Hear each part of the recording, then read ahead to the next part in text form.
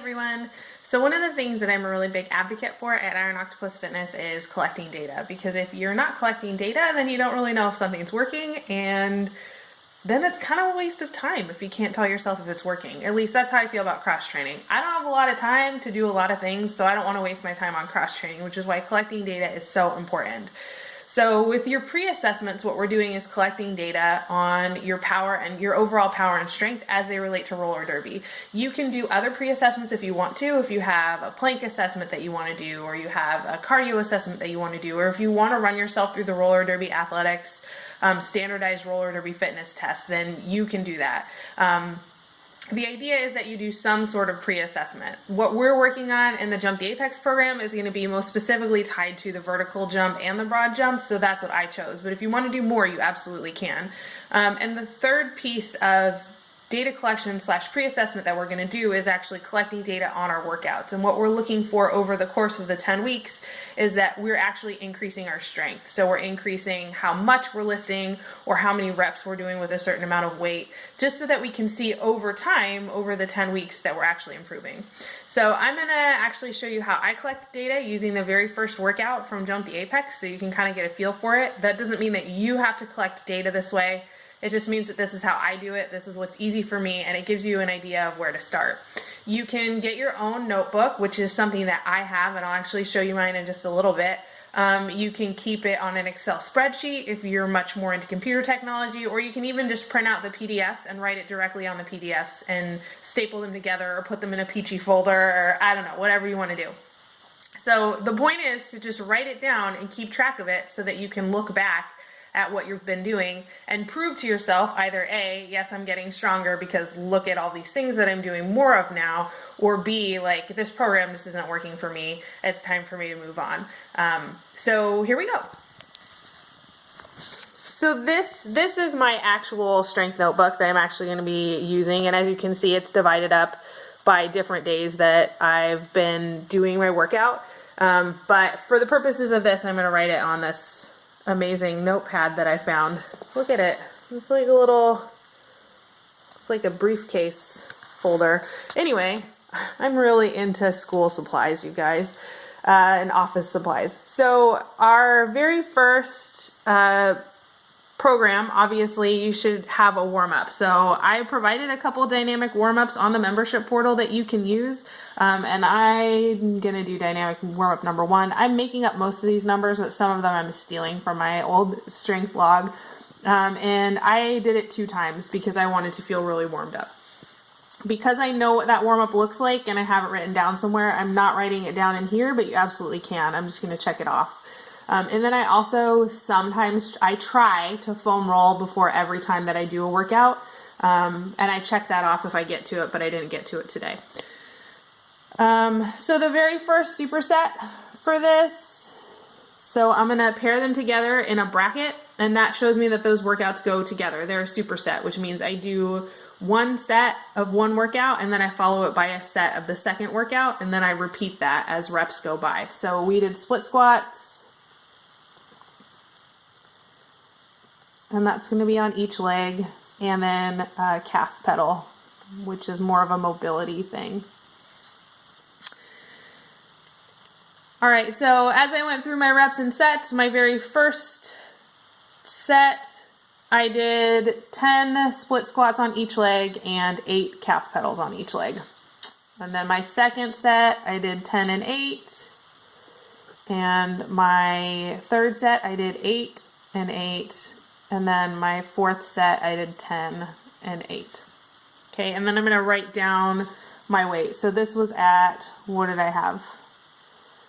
40 pounds total. So there's 20-pound dumbbells per hand. Oh, I'm writing that over here.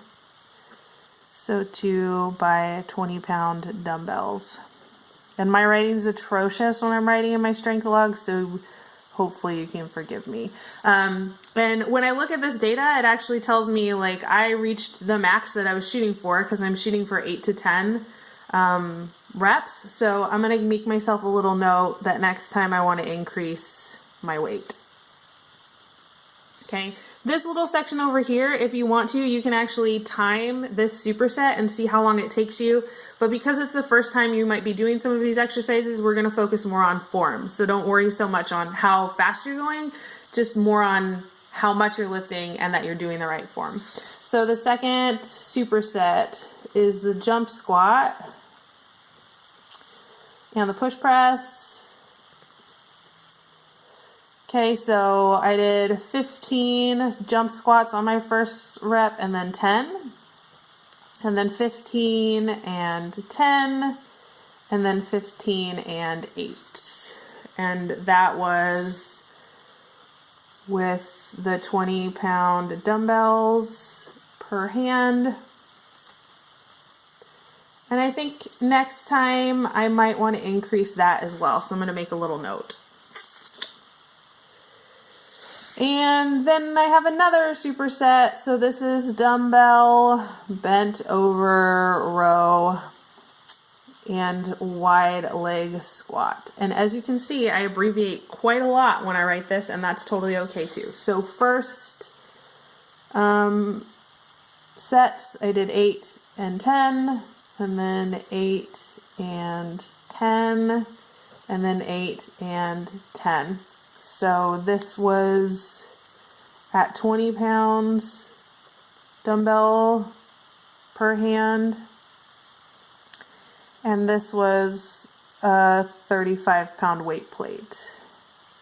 So the dumbbells, I might actually want to stay at the same weight, but I definitely want to go up with the wide leg squat. So I'm going to make a note for myself for later. And then there's the last part, which is optional. So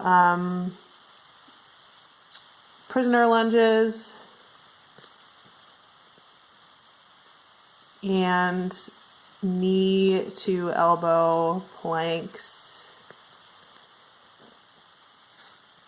And so I did 10 and 10, and this is each because they're on separate legs, and then 10 and 10.